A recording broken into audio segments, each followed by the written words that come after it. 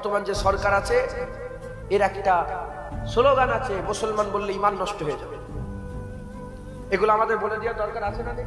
যদি ইমাম সাহেব না বলে কিয়ামতে ইমাম সাহেব জবাব দেবে, জুনায়েদ যদি না বলে কিয়ামতে জুনায়েদ জবাব দেবে, জুনায়েদের বাপ যদি না বলে কিয়ামতে জবাব দেবে। সব জায়গায় বলতে, আমি সব জায়গায় কম বেশি বলে দিই। বর্তমান ওই যে বন্দে বলে শুরু করে, এ মুসলমান বললে কাফের হয়ে যাবে। কথা ঢুকছে, করা যাবে না। আমি তো বলিনি, উচ্চারণই করিনি, বলতে বুঝতে পেরেছেন তো কি বলতে চাইছি? ওইটা বলা যাবে না, বলা যাবে না, কাফের হয়ে যাবে মুসলমান। মান তাসাব্বা বিকওমি ফাহুয়া মিনহুম, যে যার অনুসরণ করবে কিয়ামতে তার সঙ্গে তার হাসন নাসব। মুস্তাফার অনুসরণ করো, কিয়ামতে হাবিবুল্লাহর সঙ্গী সাথী আল্লাহ জান্নাতে যাবে। রেডি হয়ে যান।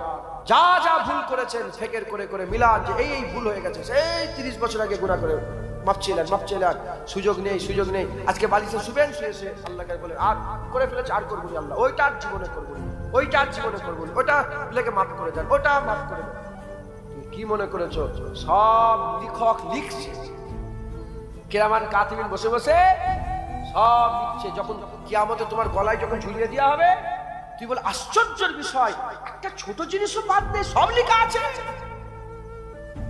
মাথায় ঢুকছে? মুসলমান রেডি হয়ে যান, আল্লাহ আমাদের সঙ্গে কবুল করেন। লজ্জিত হয়ে সবাই লজ্জিত হয়ে যান, যা যা করে ফেলেছেন লজ্জিত হয়ে যান। আদম আলাইহিস সালাম ভুল করেছিল, মাথায় হাত করলো, আল্লাহ মাফ করে দেন, ভুল করে ফেলেছি। 400 বছর পরে আল্লাহ মাফ করলেন। তুমি হুজুরের উম্মতের লেগে খাস তওবা করলেই মাফ করে দেবে। আর কেউ যদি বলেন আমার গুনাহ মাফ হবে না, আমার গুনাহ মাফ হবে না, এই নিয়ত যদি দিলের মধ্যে রাখে, তার ঈমানের খাতরা, ঈমান ঠিক নেই। কারণ আল্লাহ বলেছে লা তাকনাতু মির রাহমাতিল্লাহ ইন্নাল্লাহা ইয়াগফিরু যুনুবা জামিআ ইন্নাহু হুয়াল গফুরুর রহিম। নিশ্চয় আমার রহমত থেকে নিরাশ, আল্লাহর রহমত থেকে নিরাশ হয়ে যাস না, নিশ্চয় আল্লাহ জীবনের সব গুনাহ মাফ করে দেবে।